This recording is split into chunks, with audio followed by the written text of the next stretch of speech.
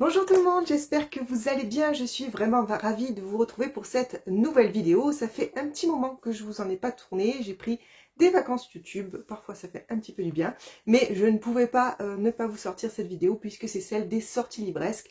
Elle va arriver du coup un peu tard, le mois de janvier sera bien entamé, mais étant donné que j'avais fait cette liste, je ne pouvais pas la garder pour moi, il fallait que je la partage. Surtout que ce mois de janvier est un mois de sortie, hein, c'est une des rentrées littéraires de l'année. Et du coup, il y a vraiment beaucoup de sorties. Donc cette vidéo risque d'être un petit peu longue. N'hésitez pas à vous installer très confortablement. Et on va y aller avec, comme d'habitude, pour commencer, les grands formats que j'ai repérés. Je prends ma petite liste. Et on commence tout de suite avec les sorties du 4 janvier. Et sortie Sistra, première épreuve de Marine Stangel chez Plume Blanche. J'espère que je prononce bien son nom de famille. Donc là, on est sur une terre qui a épuisé toutes ses ressources.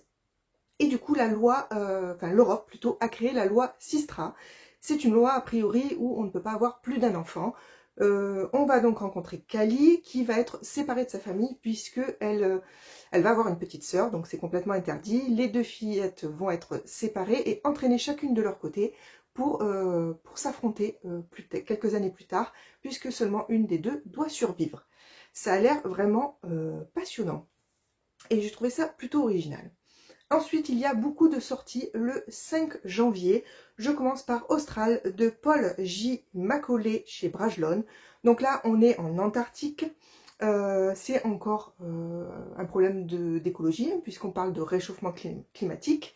Les gens se sont réfugiés donc en Antarctique et ils ont tenté de survivre par des manipulations génétiques. Et là, on va suivre, comment s'appelle-t-elle ?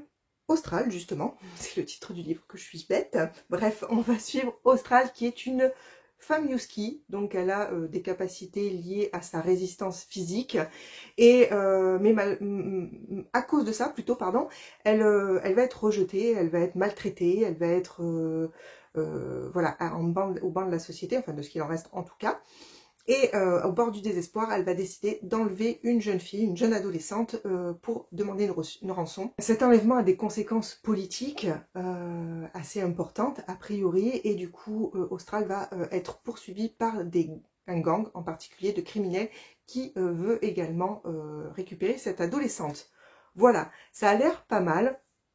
Cette course-poursuite en Antarctique avec des personnages qui ont des pouvoirs particuliers. Enfin, en tout cas, ça me branche bien. Ensuite, toujours le 5, j'ai repéré Les temps ultramodernes de Laurent Genefort. Donc là, on est dans un Paris. Alors, c'est pas tout à fait du steampunk puisque on a une évolution technologique liée à une matière, un matériau qui s'appelle la cavorite, si je ne me trompe pas. Oui, c'est ça, je ne me suis pas trompée. Et donc au lieu que ce soit des appareils à vapeur comme dans le steampunk, mais c'est dans le même esprit. Et donc on va suivre René qui va tomber sur un martien et qui va tenter de le soigner. Et à côté de ça, on va également suivre Marthe qui est une journaliste intrépide et Georges qui est un artiste pris dans un mouvement politique qui le dépasse. Alors, il n'y a pas de ligne directive en tout cas dans le résumé, mais j'ai envie de découvrir cet univers rien que justement par rapport à l'originalité de la cavorite. Donc à voir si je me lance ou pas. Ensuite, toujours le 5, j'ai repéré Respire de Nico Takian chez Kalman Levy. Alors j'ai un livre de cet auteur, c'est Hôtel Avalanche, il me semble, que je n'ai toujours pas lu, donc je ne connais encore pas la plume de cet auteur, mais le résumé de ce roman me tente bien. Johan a signé un contrat avec une mystérieuse entreprise pour pouvoir recommencer à zéro sur une île déserte, enfin pas une île déserte, une île mystérieuse, où d'autres personnes comme lui, en fait, tentent de refaire leur vie.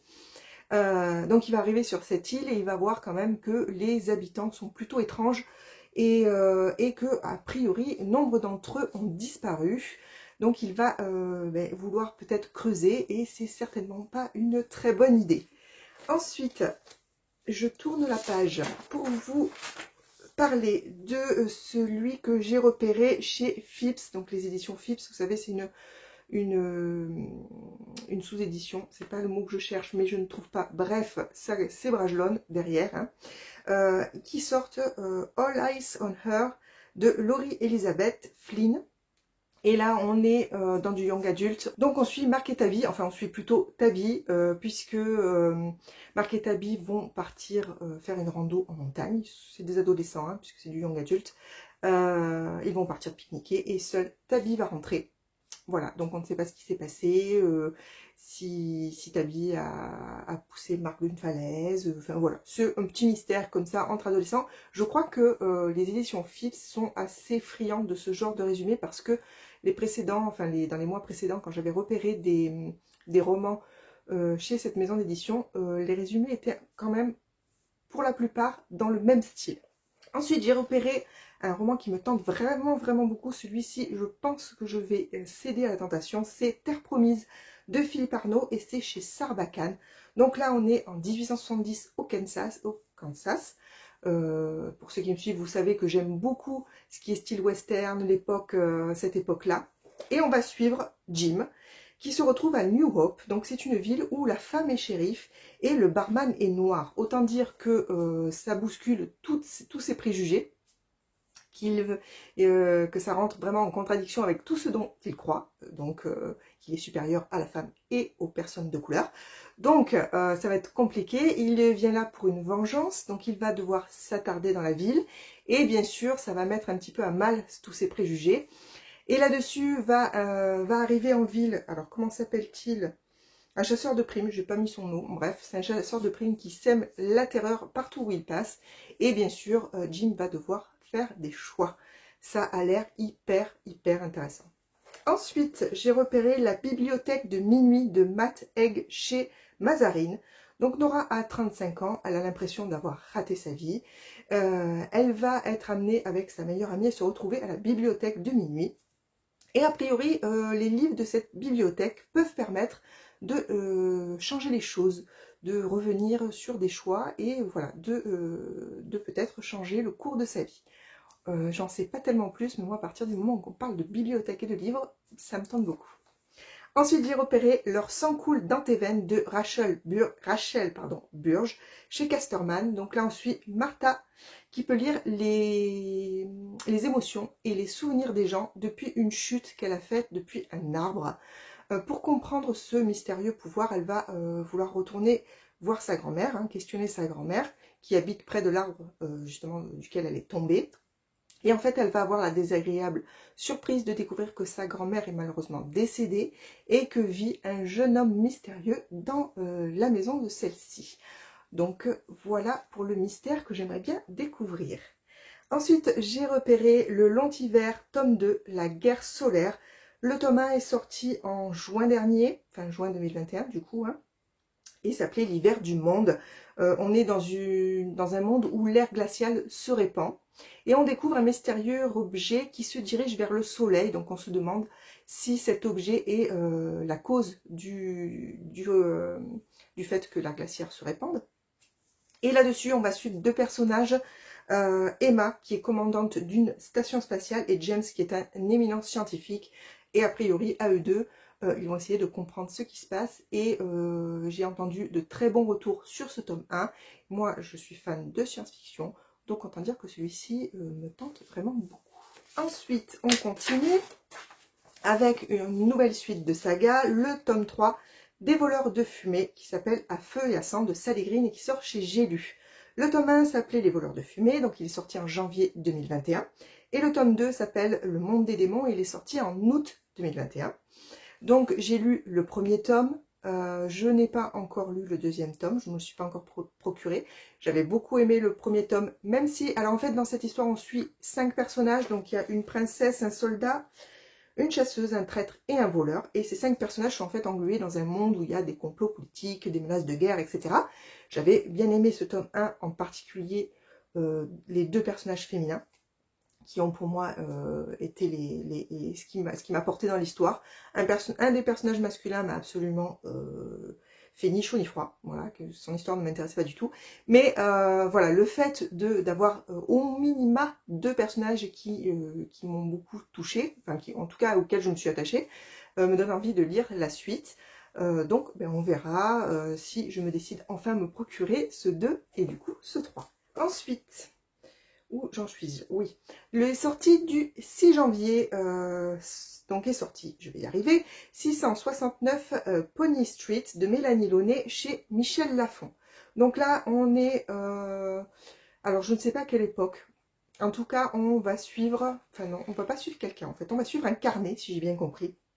C'est le carnet d'un éminent docteur qui a fait une découverte qui pourrait changer l'avenir de l'humanité. Sauf que ces carnets s'est perdu pendant 10 ans. Et donc, dans l'histoire, on retrouve ce fameux carnet dans un train qui se dirige vers un manoir impénétrable au 669 Pony Street. Voilà, on ne sait pas tellement plus par rapport au résumé. J'ai bien aimé le fait que on ne parle pas de personnage principal, mais d'un carnet. Et voilà, ça me tente vraiment pas mal.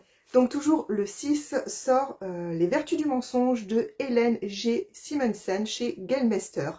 Donc là, on suit Lars qui enquête sur le meurtre présumé d'un ancien camarade de classe à lui.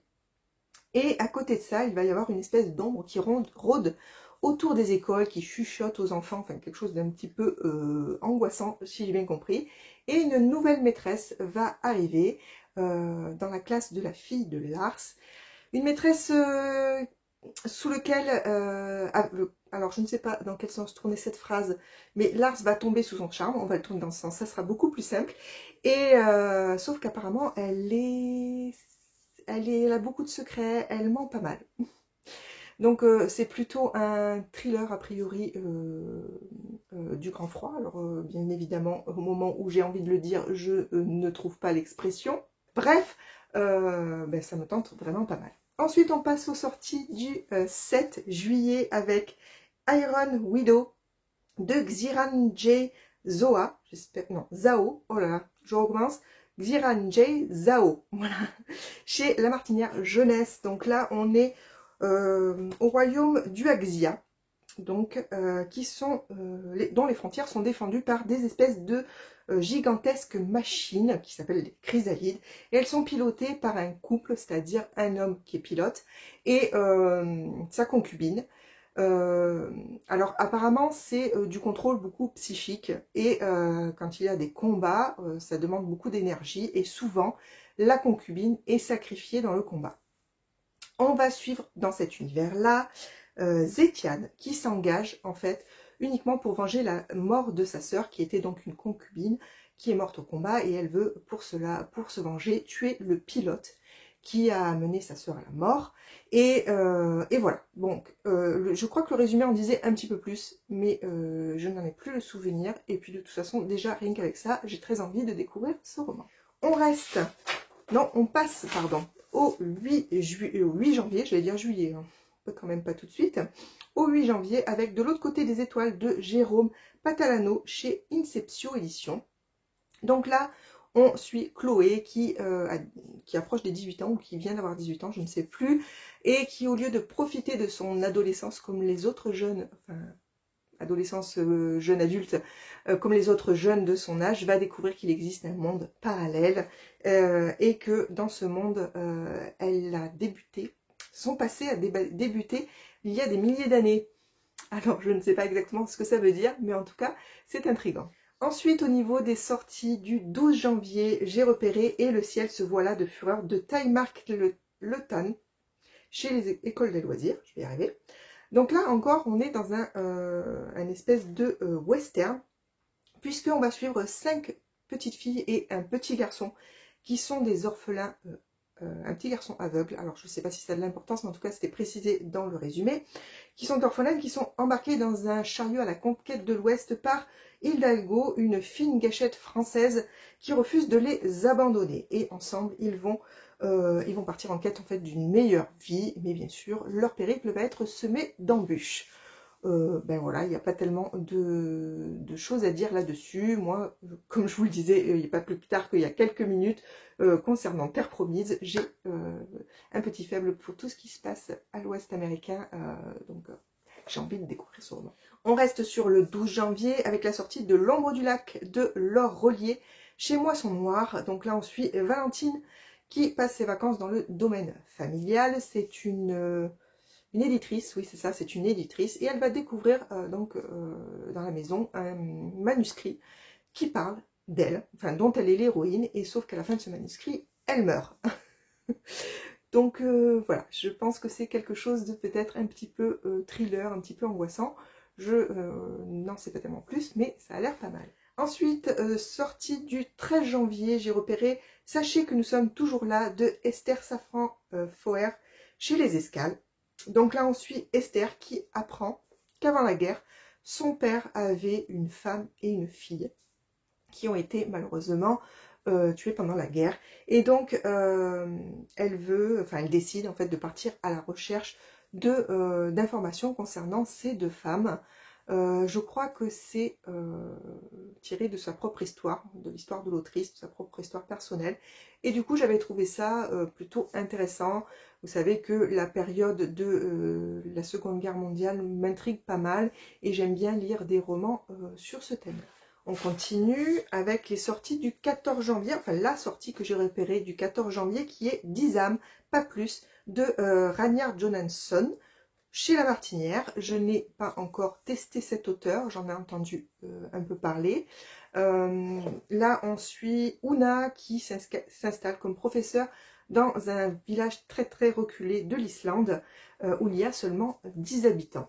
Et arrivée là-bas, elle va être victime d'hallucinations auditives. En tout cas, elle va entendre des voix, une espèce d'étrange berceuse de berceau. Enfin, voilà, quelque chose de pas très très sympathique. Et bien sûr, il va y avoir là-dessus un meurtre. Enfin, en tout cas, on va découvrir un cadavre. Et voilà un petit peu où démarre l'histoire. Et ça a l'air bien sympa. Ensuite, la sortie du 18 janvier dans 5 ans de Rebecca Searle. Chez Charleston. Alors on suit Dani qui a une vie toute tracée. Elle veut se marier avec David, je crois. Oui, c'est ça. Elle travaille dans un cabinet d'avocats. D'ailleurs, David lui a fait sa proposition. Donc tout semble marcher comme sur des roulettes. Jusqu'au jour où elle va faire un rêve où elle va se retrouver dans un appartement avec un autre homme. Elle n'y fait pas particulièrement attention jusqu'au jour où elle va effectivement rencontrer cet autre homme qu'elle a vu dans son rêve. Voilà, j'en sais pas tellement plus, on a un peu l'impression de prémonition, de choses comme ça a l'air assez intéressant. La sortie du 19 janvier que j'ai repérée n'est autre que Deepwater de Sarah Epstein chez Bayard. Et on suit 7 amis qui sont inséparables et malheureusement une nuit, lors d'un grand orage, l'un d'eux va disparaître. Donc les amis restants, donc les 4 restants, vont partir à sa recherche et il va s'installer un peu une ambiance de doute, de suspicion entre ces fameux amis qui étaient censés être inséparables. Voilà, un young adulte qui a l'air un petit peu sympathique. Ensuite, sortie du 20 janvier, j'ai repéré le défi de Leslie, je ne sais pas, Cara chez Les Escales. Donc on suit 2 adolescentes au départ, en tout cas, Lizzie et Alice, qui se disputent, c'est les meilleures amies, hein, se disputent à côté d'une voie ferrée. Lizzie va avoir un malaise, elle va tomber dans les pommes et à son réveil, elle va trouver Alice morte sur la voie ferrée. Je crois que quelques années plus tard, alors que Lizzie a commencé une nouvelle vie, enfin en tout cas a fait sa vie, il va y avoir quelqu'un qui refait surface et qui va vouloir lui faire payer la mort d'Alice. Voilà, très très intriguant. Toujours le 20 janvier, j'ai repéré Simulacre martien d'Eric Brown chez Le Bélial, vous savez, dans leur collection L'heure lumière, une heure lumière, je crois que c'est ça. Je vous mettrai en bas si jamais je me trompe. Bref, donc là on suit. Alors c'était assez original. Vous savez que j'aime beaucoup tout ce qui est Sherlock Holmes, etc. Et dans ce roman-là, justement, on va rencontrer Sherlock Holmes dans un monde où les Martiens ont pris le pouvoir sur la Terre. Et la vice-ambassadrice de Mars, qui réside en Grande-Bretagne, va demander à Sherlock Holmes de résoudre un mystère justement sur la planète rouge pour assurer la paix entre les mondes. Voilà. Vous savez, c'est très très court roman, donc il n'y a pas besoin d'en connaître beaucoup trop sur le résumé parce que ça va aller très vite, j'imagine. Je n'ai encore pas essayé ces romans. J'en ai 2 en ma possession que j'ai acheté récemment en occasion chez Gibert. Il y avait vraiment, c'était super intéressant au niveau des tarifs. Parce que comme c'est des petits romans, vous savez, ils coûtent 10 €. C'est vrai que les avoir à moitié prix, c'est vraiment très intéressant. Du coup, je tenterai cette collection très prochainement, mais en attendant, celui-ci me branche vraiment beaucoup. Ensuite, j'ai repéré la sortie de Cozy Mystery le 19 ou le 20, j'en étais au 20, hein. Oui c'est ça, le 20 janvier, avec le tome 4 de Campbell et Carter, qui s'appelle Pluie, Pub et Chouette Hulotte, de Anne Granger, qui sort chez 10-18. Pour rappel, le tome 1 s'appelait Cottage Fantôme et Guet-apens et est sorti en octobre 2020. Le tome 2, Manoir, Magouille et Coq au vin, est sorti en mai 2021. Et le tome 3, Brasier, Héritage et Coup du sort, est sorti en septembre 2021. Donc là, on suit l'enquêtrice Jess Campbell et son commissaire Ian Carter sur des enquêtes, voilà, de Cozy Mystery, hein, donc des petites enquêtes à la Agatha Christie ou des choses comme ça. Et ben moi, comme j'aime beaucoup le genre, je me les suis notées. Sortie du 26 janvier, Afterland de Lauren Buck, chez Albin Michel Imaginaire. Donc on est dans un monde où la pandémie, une pandémie, pas la pandémie, une, a tué 99,9% des hommes sur Terre. Et ensuite Cole qui tente à tout prix de protéger Miles, son fils de 12 ans. Bien sûr, puisque les hommes attisent toutes les convoitises. Enfin, en tout cas, les hommes restants. Toujours le 26 janvier, j'ai repéré Meurtre en miniature d'Anna Denison chez City. Donc là, on suit Kate Stanford, qui est une détective amatrice et qui enquête sur le meurtre d'un escroc revenu à Honeychurch après des années d'absence. C'est succinct, mais ça a l'air sympa. Moi, à partir du moment où une petite enquête, comme je vous disais, à la Agatha Christie, moi, ça me branche toujours beaucoup. Ensuite, sortie du 27 janvier, on reste sur du Cozy Mystery. J'ai repéré La clinique du crime de Ngayo Marge chez Archipoche. C'est une réédition. En fait, c'est un roman qui date, enfin c'est une série plutôt, qui date, je ne sais plus de quand, mais de très très longtemps. J'y dirais dans les années 80. Oui, certainement. Puisque il est question ici de romans à la Anne Perry. Donc si vous ne connaissez pas Anne Perry, elle a fait beaucoup de romans un peu enquête et tout, enfin vraiment dans le genre, toujours je reste sur du Agatha Christie, mais il y a également Anne Perry. Donc on reste dans cet univers-là, enfin dans ce style-là, dans ce genre-là, que j'aime beaucoup. J'ai lu énormément d'Anne Perry, jusqu'à découvrir sa véritable histoire personnelle. Enfin bref, tout ça c'est une autre histoire, bref. Et donc j'avais pas mal envie de découvrir cette série qui pour le coup est rééditée. Donc le tome 1 a été réédité en octobre 2021, il s'appelle Jeu de l'assassin. Et le tome 2 a été réédité également en octobre, donc les deux sont sortis en même temps, il s'appelle L'assassin entre en scène.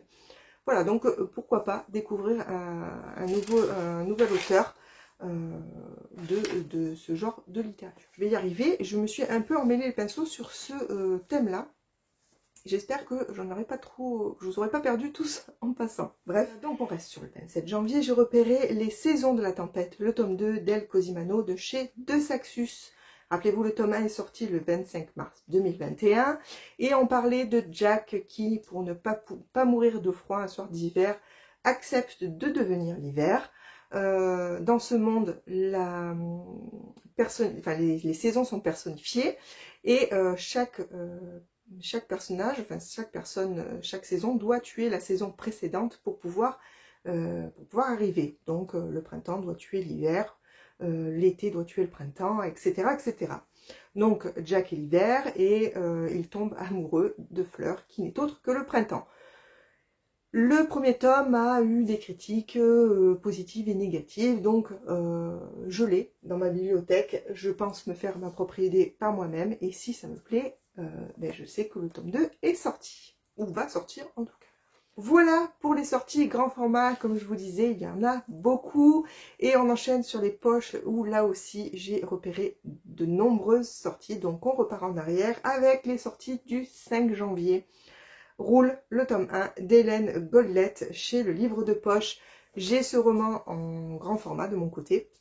Je ne l'ai pas encore lu, mais voilà, si jamais ça intéresse quelqu'un, il sort en poche. On suit 3 jeunes filles qui sont appelées par le roi du royaume. Elles ne se connaissent pas, elles viennent des 4 coins du royaume. Et elles ont toutes un secret, donc elles ont toutes un peu peur de cette convocation. Et en fait, on leur apprend qu'elles sont les 3 héritières de ce roi et que l'une d'entre elles va devoir lui succéder sur le trône. Voilà qui est très alléchant. Ensuite, on reste sur le 5 janvier. J'ai repéré « Parfois je mens » d'Alice Fennet chez Hauteville. Là, je ne vais pas m'embarrasser, je vais lire la première phrase du résumé qui est celle qui m'a tout de suite happée. Je m'appelle Amber Reynolds. Il y a 3 choses que vous devez savoir à mon sujet. Je suis dans le coma. Mon mari ne m'aime plus. Et parfois, je mens. Voilà. Ben, moi, avec ça, c'est bon. Je suis tout à fait ouverte à découvrir ce roman. Ensuite, sortie du 6 janvier, j'ai repéré Le crime du métro de Christian Di Scipio, je ne suis pas sûre de moi, chez 10-18. Donc là, on est le 16 mai 1937 et on suit Laetitia Toureau qui prend place dans le métro désert. Une station plus loin, elle est retrouvée assassinée.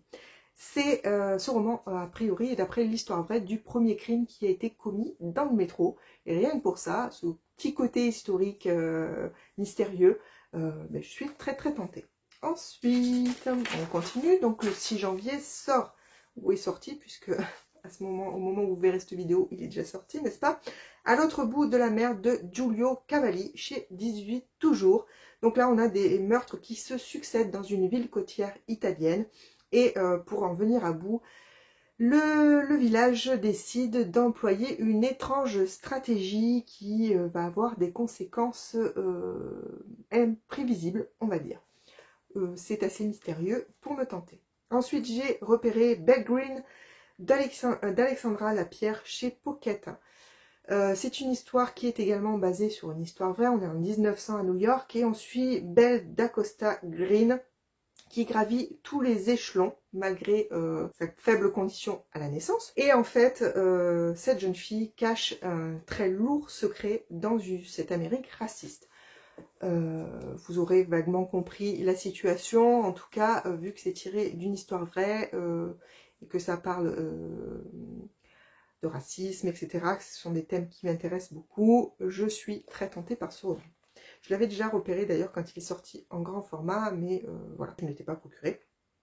Du coup, cette fois, j'aimerais bien me lancer. Ensuite, j'ai repéré La haine qu'on donne, que l'on a plus souvent vu passer sous le titre en VO, The Hate You Give, d'Angie Thomas chez PKJ.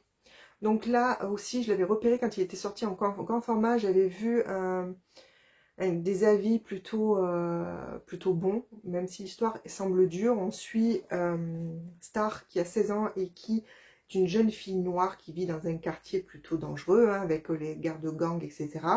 Mais elle étudie dans un lycée blanc, donc avec les privilèges qui vont avec.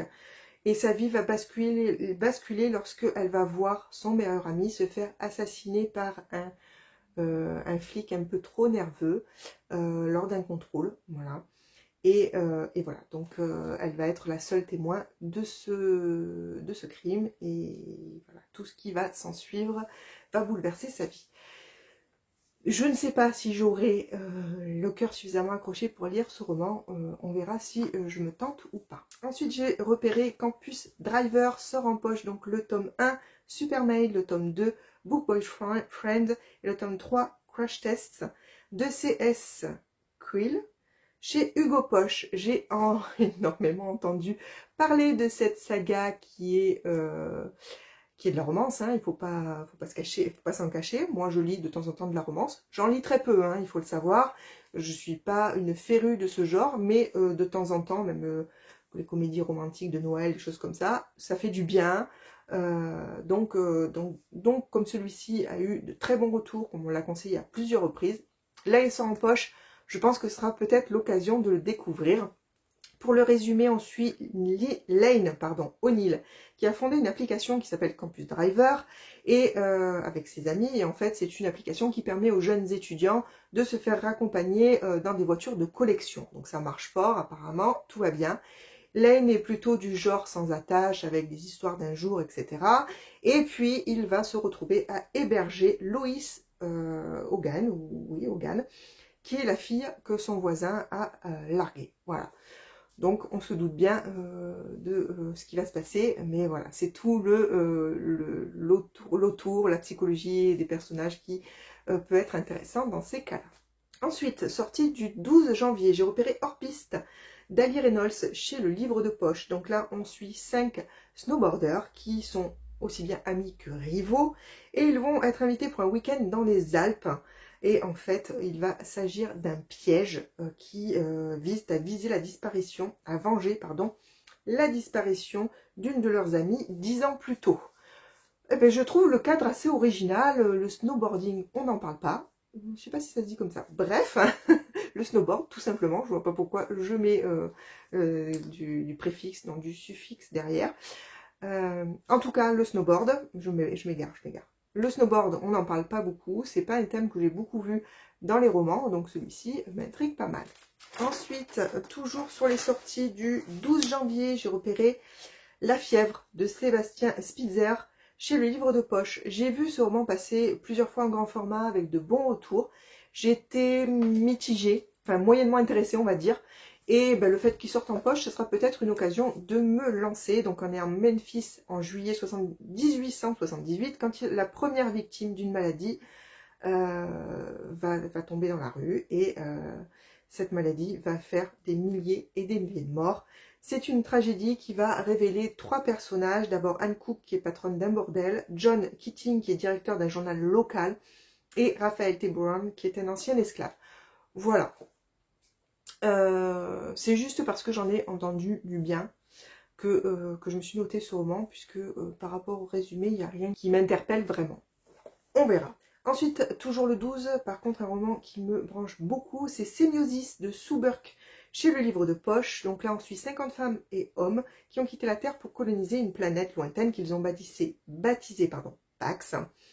Mais bien sûr, une fois arrivés là-bas, les drames commencent à se produire, du matériel disparaît et des meurtres, enfin en tout cas des morts inexpliquées commencent à avoir lieu.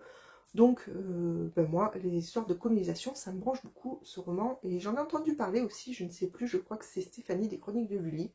Bref, j'ai peur de dire de bêtises, donc je ne vais pas le confirmer. Mais en tout cas, ce roman me branche beaucoup.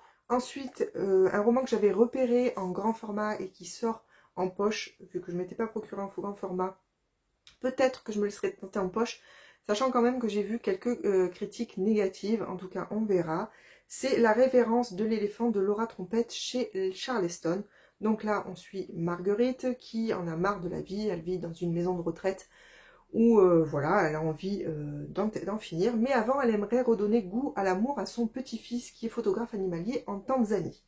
À côté de ça, on va suivre Roxane, qui est une ancienne joueuse de poker et qui débarque à la maison de retraite où vit Marguerite. Voilà. Le résumé me tentait beaucoup, moi j'aime bien le fond avec les animaux comme les éléphants, etc. C'est des thèmes que j'aime bien. Donc écoutez, je verrai hein, si finalement je me laisse tenter ou pas. Ensuite j'ai repéré la jeune fille sur la falaise de Lucinda Riley qui sort chez Charleston. Donc on suit Grania qui quitte New York pour l'Irlande où elle rencontre une petite fille qui s'appelle Aurora.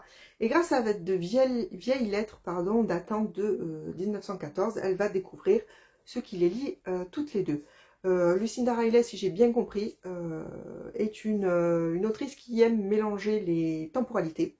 Donc on est souvent sur 2 temporalités. Donc peut-être que celui-ci fera partie prochainement de ma bibliothèque. Ensuite on passe aux sorties du 13 janvier avec De l'or et des larmes d'Isabelle Villain chez Tornada.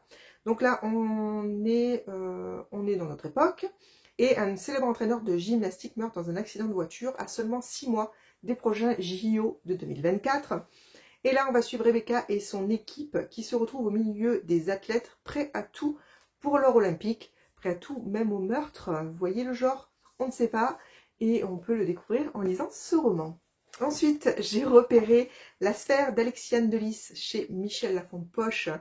Donc là, on est aussi dans un futur pas si lointain d'ailleurs, où un virus a éradiqué les hommes. Il y a beaucoup de romans sur ce thème-là hein, qui sortent, hein, vous pouvez remarquer. Enfin, en tout cas, qui parlent de problèmes climatiques, qui parlent de problèmes de virus, tout ça. Et c'est vrai que on est dans une époque où... Est-ce qu'on a vraiment envie de lire ça? Et en fait, moi oui, tout simplement. Donc j'ai repéré Ce roman, donc je reprends dans un dans le futur, avec un virus qui a éradiqué les hommes. Seul moyen d'en rencontrer, ce sont des simulations dans ce qu'on appelle la sphère. Là, on va suivre Noria qui est l'égérie d'une marque de lingerie, qui a une vie parfaite, tout va bien pour elle, et tout va basculer quand elle va se laisser entraîner dans une simulation par sa meilleure amie. Voilà, on imagine bien que tout va partir en live et c'est ça qui est intéressant. Ensuite, toujours le 13 janvier, sort La princesse au village de nuit de David Brie chez Pocket, qui était l'un des finalistes du PLIB 2021, sauf erreur, et dont le roman a l'air vraiment pas mal du tout. Donc on est 20 ans après son départ, Hugo revient dans son village natal, puisque à la mort de ses parents en fait, hein, donc il n'a que des souvenirs meurtris de son enfance, donc il n'avait vraiment pas envie de revenir, et surtout il se rappelle d'une nuit d'orage où une princesse au visage de nuit a déchiré le voile de la réalité. C'est très mystérieux. Je ne sais pas quoi en penser, mais c'est un roman qui a eu beaucoup de bonnes critiques. Donc, est-ce que j'ai envie de passer à côté? Je ne sais pas, on verra bien. Toujours le 13 janvier, oui, toujours le 13 janvier, j'ai repéré Disparition de Nicolas Nuten chez Pocket. Donc, on suit Célia et Maxime qui restent bloqués dans le métro avec des milliers d'autres personnes. Et quand enfin ils sont évacués, Célia a disparu. Voilà, elle s'est volatilisée et Maxime décide bien évidemment de partir à sa recherche. J'ai repéré Les monstres de Maud Mailleras chez Pocket. Donc là, on suit une mère et ses enfants qui sont séquestrés depuis des années et des années par Alep, qui les nourrit et les éduque en leur apprenant, en leur faisant croire qu'ils sont des monstres et que les humains leur veulent du mal. Sauf qu'un jour, Alep ne va plus revenir et c'est la police humaine qui va venir les libérer. Je crois que j'avais vu passer ce roman sur la chaîne de Séverine, il est bien ce livre, et sincèrement, je ne me rappelle plus si sa critique était bonne ou mauvaise. Ça fait un petit moment maintenant. Mais en tout cas, elle en avait suffisamment parlé pour me donner envie de le lire, donc je me le suis noté. Ensuite, on est toujours sur le 13 janvier, sort R de Bertil Scali et Raphaël de Andréis chez Pocket.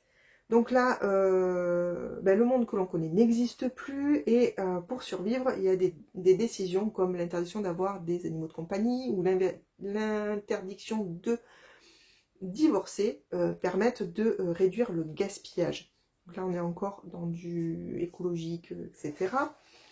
Et on suit Samuel qui, lui, est né en 1969, donc il est de la génération de ceux qui polluaient sans même y penser, voilà, qui ne pensaient pas à l'avenir, que leur quotidien était fait comme ça en même temps, hein, mais voilà.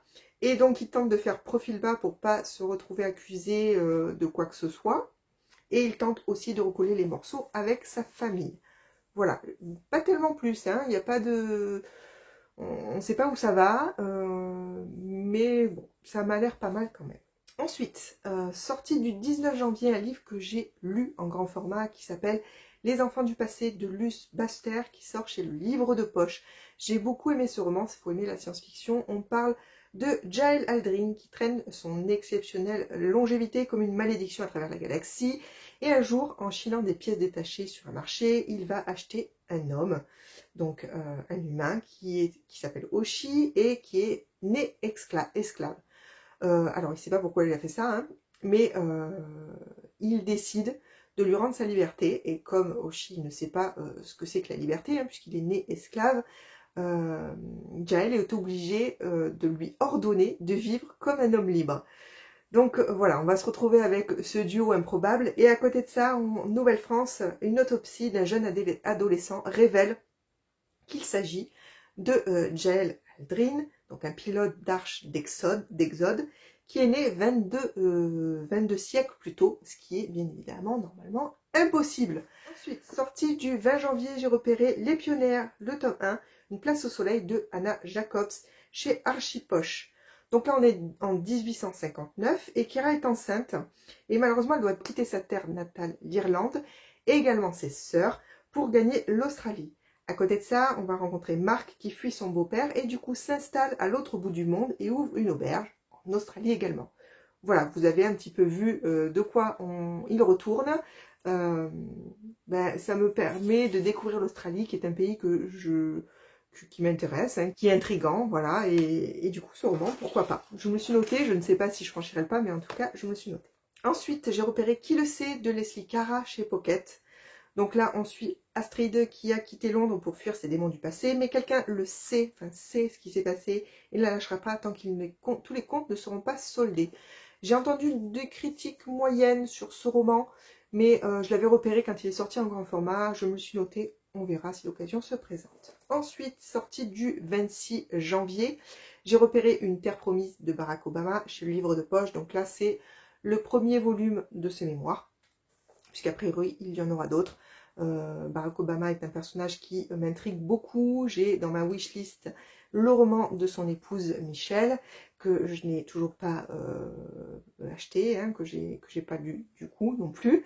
Mais voilà, c'est des mémoires qui m'intéressent beaucoup pour essayer de comprendre ce qui a amené cet homme et cette femme à devenir ce qu'ils sont. Et je crois que c'est le dernier, oui, le dernier poche que j'ai repéré, c'est Trois vœux de Liane Moriarty, chez le livre de poche. Donc là on suit 3 triplés, Lynn la raisonnable, Kat à la vie parfaite et Gemma l'instable, qui s'entendent très bien, hein. A priori elles sont soudées comme je le disais au début, mais une fête d'anniversaire va lever le voile sur de désagréables et dérangeantes vérités, et ce qui va entraîner peut-être le chaos pour ces 3 jeunes femmes. Voilà, de Liane Moriarty j'ai lu À la recherche d'Alice Love, je crois, c'est ça le titre, que j'avais plutôt pas mal aimé, même si c'était pas une lecture, enfin c'est pas coup de cœur ni rien, c'était une lecture agréable que j'ai bien appréciée, et du coup je me dis que on lira un autre de cette autrice, je crois que j'en ai un autre d'ailleurs dans ma palle, enfin bref, voilà, pourquoi pas, puisque j'avais bien aimé celui-ci. Je finis avec 2 graphiques, 2 romans graphiques que j'ai repérés. Le premier sort le 6 janvier. C'est L'Or Olympus, le tome 1 de Rachel Smith chez Hugo BD. C'est une réécriture contemporaine du mythe grec de Perséphone et Hadès. La couve est splendide. Je n'ai vu personne le feuilleter, donc je ne sais pas à quoi ça ressemble à l'intérieur. Pourtant, je l'ai vu passer avec plutôt de bonnes critiques.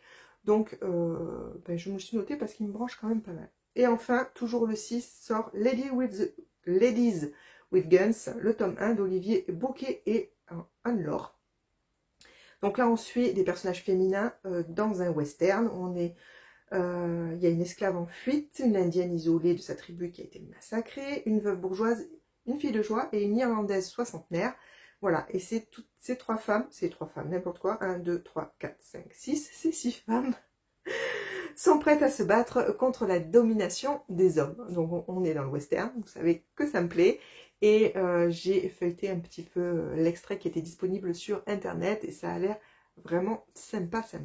Voilà, ça y est, j'espère que ça n'a pas été trop long pour vous. J'espère que je n'ai pas parlé trop vite et j'espère que je vous ai donné des idées de lecture pour ce mois de janvier, enfin en tout cas d'achat ou pas. N'hésitez pas à me dire lesquels vous tentent, lesquels ne vous tentent pas, pour lesquels vous avez craqué, puisqu'au moment de cette vidéo, certains seront sortis. N'hésitez pas à me dire aussi si vous en avez repéré d'autres, même si ma liste est déjà très longue. Moi, j'aime beaucoup découvrir des romans que je n'ai pas repérés. Voilà, sur ce, je vous laisse. Je vous souhaite de passer une excellente journée, excellente soirée, etc. Comme d'habitude. Je vous fais de très très gros bisous et je vous dis à très bientôt pour une prochaine vidéo. À plus!